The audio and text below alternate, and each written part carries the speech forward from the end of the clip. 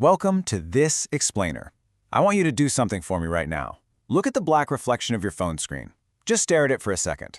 That person looking back at you, that is the exact person you're actively sabotaging every single time you choose comfortable, quote-unquote, relatable content over actually building your dreams. So today, we're doing a blunt reality check. Think of this as a full-on dopamine intervention. We are going to help you take back control of that hijacked brain of yours. Let's get right into it. Seriously, think about that reflection. When your battery dies or the screen suddenly locks, boom, there you are, staring back in that dark glass. And that person is the one paying the ultimate price for your instant gratification. Look, we all do it, right? But it's a harsh truth we have to face. Confronting that dark reflection is literally the foundation of everything we're breaking down today. See, right now, every single day, you are making a choice between two paths. The first path is becoming the relatable complainer. This is the easy route, guys. It's choosing to consume endless content about being lazy just to feel a little more comfortable being stuck in a rut. You know exactly the memes I'm talking about, the ones joking about staying in bed all day and doing absolutely nothing. Then there's the other path, the dream version of yourself. Now this path, it is difficult. It's incredibly uncomfortable, but is infinitely, absolutely rewarding. Part 1. The toilet scroll addiction. Let's talk about why your brain is currently hijacked. Have you ever wondered why you can mindlessly scroll on your phone in the bathroom for literally 3 hours, but you can't focus on reading a book for 15 minutes? Well, it all comes down to one single word: dopamine. Your dopamine baseline is basically the level of stimulation your brain requires to even register an activity as pleasurable.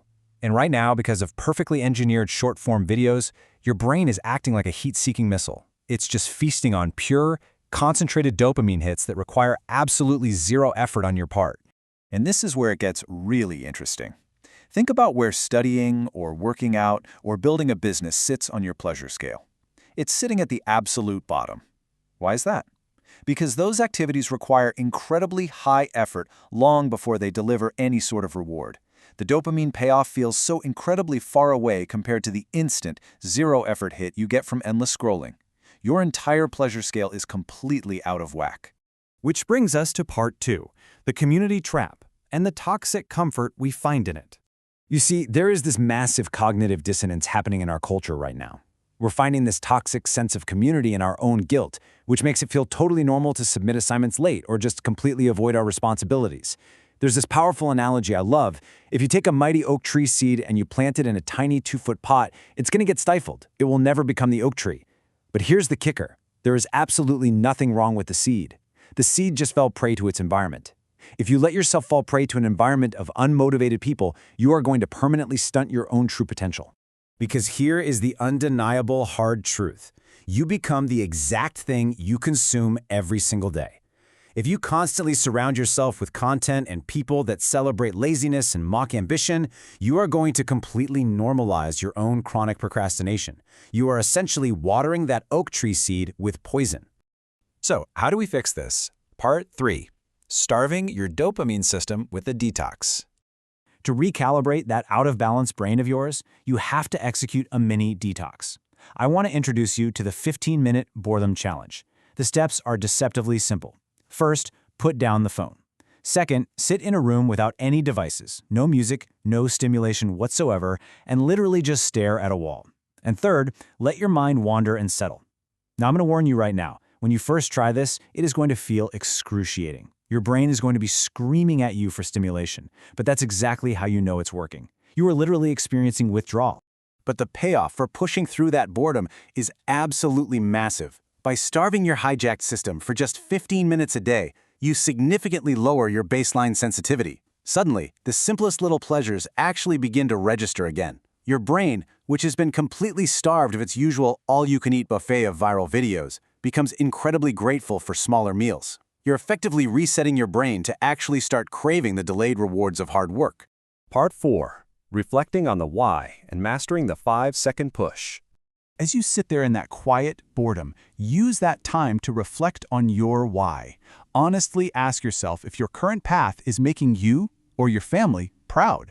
Then you've got to face the tough love. You want to think that your life is so much harder than somebody else's? Well, it's not. You're just lazy. Look, nobody is coming to save you. It is time to use what we call the ball down a hill method. Just commit to a 2-minute push of pure effort right now just to get the ball rolling and start building momentum. And to trigger that initial 2-minute commitment, we leverage the sheer power of the number 5. Whenever you feel that hesitation creeping in, that familiar dread of starting a hard task, you just do a 5, 4, 3, 2, 1 mental countdown. This simple micro-action actually interrupts your brain's fear and hesitation loops. It immediately awakens your prefrontal cortex. It effectively kills procrastination in 5 seconds flat, rapidly shifting you from paralyzed hesitation into actual action.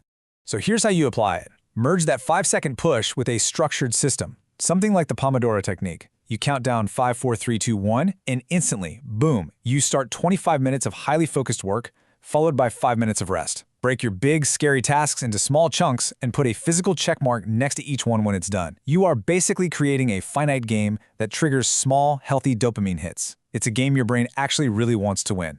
Ultimately, though, you have to completely change how you view the work itself. Think about the difference between approaching your work with a sense of obligation versus a sense of intention. When you reframe your daily grind from a feeling of total dread to a genuine burning curiosity, absolutely everything transforms. You aren't just memorizing boring facts anymore, you are feeding your brain's natural hunger for knowledge. You'll actually start reaching for your books or your projects instead of your phone, simply because you've rewired your brain to associate effort with pleasure. And finally, part 5, choosing your dream self even when it's a lonely journey. I'll be straight with you. Stepping away from the pack to strive for true excellence is going to be incredibly lonely. Normal people, they're going to judge you. They'll probably call you weird for not hanging out or for not engaging in the exact same lazy habits they do. But I want you to remember this. Instead of killing them with kindness, torture them with massive success. The ultimate revenge against any doubt, whether it's from others or from that dark reflection in your own screen, is absolute, undeniable success. So here is the ultimate payoff. Stop being the lazy complainer. Stop bonding with people over missed deadlines and wasted days. Start actively choosing the dream version of yourself over the one staring back in that black reflection. Once you take back control of your dopamine, you take back control of your actions. And when you control your actions, you take back control of your entire future. So, the big question is now entirely yours to answer. The very second this explainer ends, you have a definitive choice to make. Are you going to pick up your phone and keep scrolling, letting your environment dictate your potential? Or are you going to put it down, sit in the quiet, and finally start building? Make your choice.